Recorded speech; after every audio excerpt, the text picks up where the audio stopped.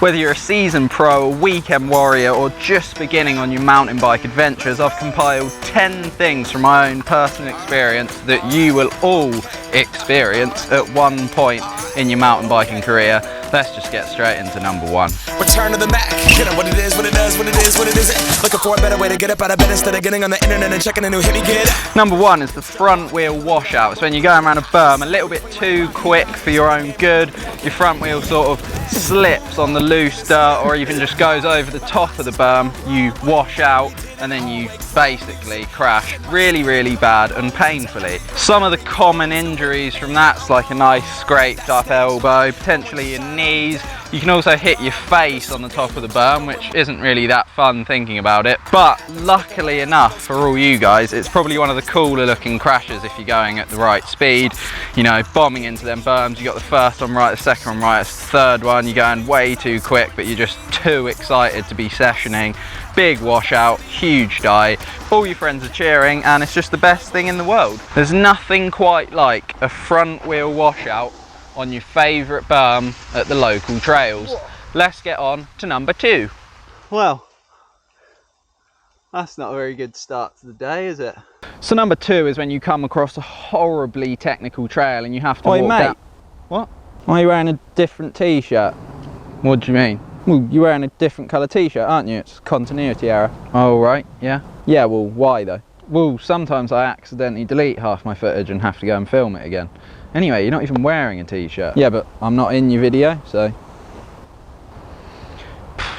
Anyway, what I was saying, when you come across a technical track, you got to walk down it. It's not the best thing ever, is it? Especially when they're dead steep, and even actually walking down it tends to be harder than just committing to the biking section of it. It can even happen to some real experienced riders. Sometimes you come across a track that is just way too much for your skill level and you just get that snap where for some reason your brain decides you're going to walk down it rather than just attempt to bike down it even slowly. But that was number two. Let's move on to number three. Now number three is something a little less of a technical thing. It's when you have to push up a trail. This will occur when, like me, you're not very fit, not very good at biking, and all you can do is push up a hill and not actually cycle up it. Even with EEB power, sometimes it is a little bit difficult to even be bothered to get up the steepest of hills, especially on a non-EEB enduro bike, because you got all the sag of the suspension, you're generally running pretty soft tyres, it's just not a nice time. Let's move on to number four. Hate biking. Now number four is the tree near miss, and essentially it's pretty self-explanatory in the title. You're bombing down a trail, one of those nice little tight ones through loads of trees. Maybe there's loads of roots, rock gardens, not so many berms, but the trees are real tight together on the track. Maybe you get a bit too carried away with your speed and you run this close next to a tree. Maybe you even clip your bars, or if you're unlucky you actually hit it and go over the bars so hard and hurt your shoulder. It's something that if it hasn't happened to you yet and you're just starting your mountain bike career, well, look out, because it isn't very fun. Definitely demoralising for the day, much like when you try and do an overtake on someone and realise a car's coming, but you've got to commit to it anyway because you've gone, and then you drive home at 30 miles an hour the whole way because of how you feel about your actions. So that's the tree near miss. Let's move on to number five. Whoa! I'm rubbish at biking. Right, I'm going somewhere else. This next one is squeaky brakes, number five. It is a horrible thing to have happen to your bike. Generally, it's if the disc is out of line with the pads and it's sort of consistently rubbing on the pad as you're going down a hill. It'll make that horrible squeaky noise. No one likes it. You don't like it personally. It just sucks. It can also be caused if you wear your pads down to metal, but at least that way you know you're sending hard enough to be worthy of having squeaky brakes. But the best way to fix it is you could spray some little cleaner in there. It might be a little bit of build-up of dirt on the actual pad itself, or just adjust your brake so it's back in line with the disc, and then that's going to sort things out well good. And on top of that, you're not going to sound like a screaming banshee going down the hill. Yeah, not really that fun. Let's move on to number six.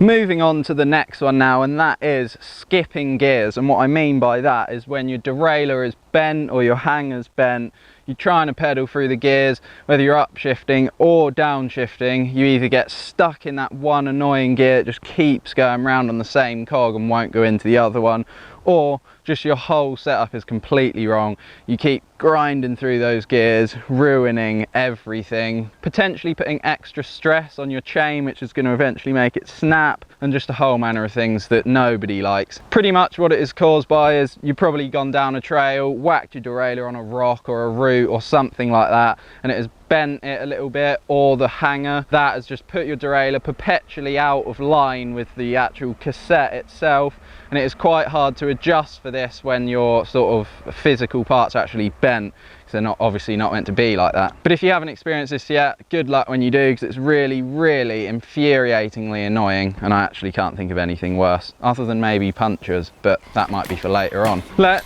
move on to the next one. Gears.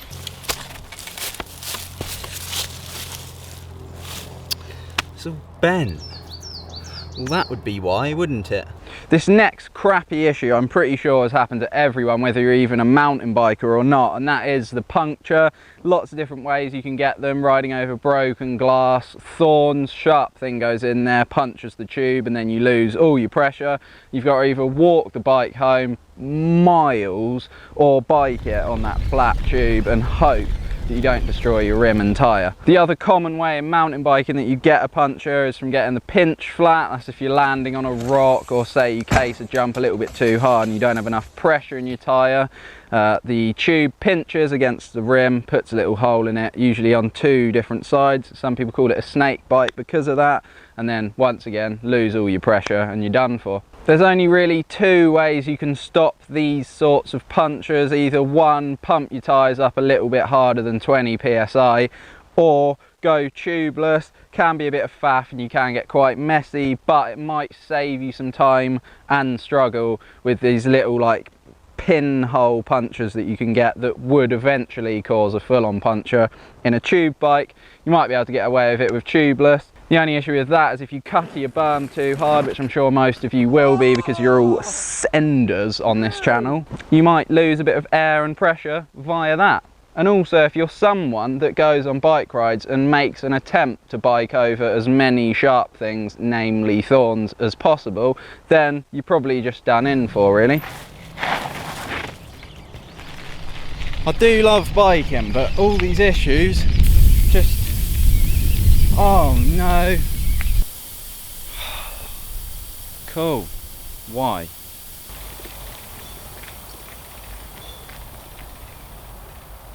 Next one. As we draw closer to what's been quite a horrendous ride, don't you think? I've gone over the bars multiple times, I've nearly hit trees, just countless punctures. Yeah, it's actually been rubbish. But anyway, this seventh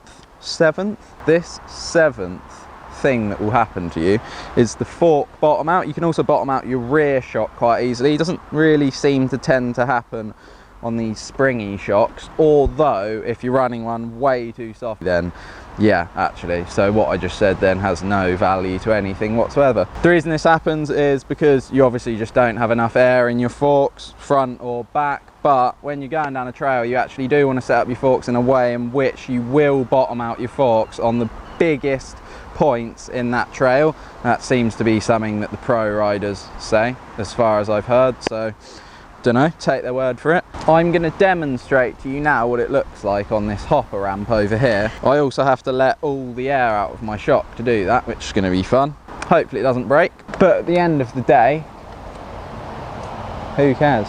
Well, I actually couldn't undo the top of the forks to let any of the air out, so I had to in the end just turn both compression settings all the way down, which kind of actually didn't even make them bottom out in the end. But I mean, at least with these cool little slow-mos you can see roughly what I mean. But obviously I'm just a massive Burke that brings no tools with me whatsoever, so I had to improvise, and there you go. And to top it off, I was sort of going on about it like it was bad, but it didn't even feel that horrible. So anyway, on to number 8.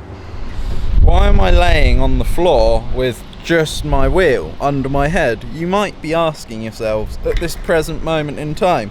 Well, that is due to number 9 and 10 both spontaneously. 9 being the loose spokes and 10 being the chain snap. You might be asking, but Louis, how does loose spokes and your snap chain mean that you're laying on literally just your wheel without your bike? Well, questions like that are just sort of don't get you very far, do they? So essentially it sucks when you're biking down the road and your chain snaps and your knee goes in the stem. That's probably the worst part about it, because it happens without fail every single time your chain snaps. The loose spokes, that just sort of happens the more and more you bike, the more you use your wheels. They're obviously going to lose tension over time, and if you don't do them up, it can lead to some very, very serious buckles, which we all know and love from Sam's free bike challenge videos, trying to make the wheels buckle. But I'm actually going to wrap things up there. I hope you guys enjoyed this video. Please leave a comment below of other things you want to see in the future. Maybe give me some similar 10 whatever ideas that I can post. But I'm going to go home from my bike ride now, and yeah, I think that'll be it really. I mean, obviously I've got to find my bike wherever that fell off to, but yeah, that's sort of it really. Thanks for watching.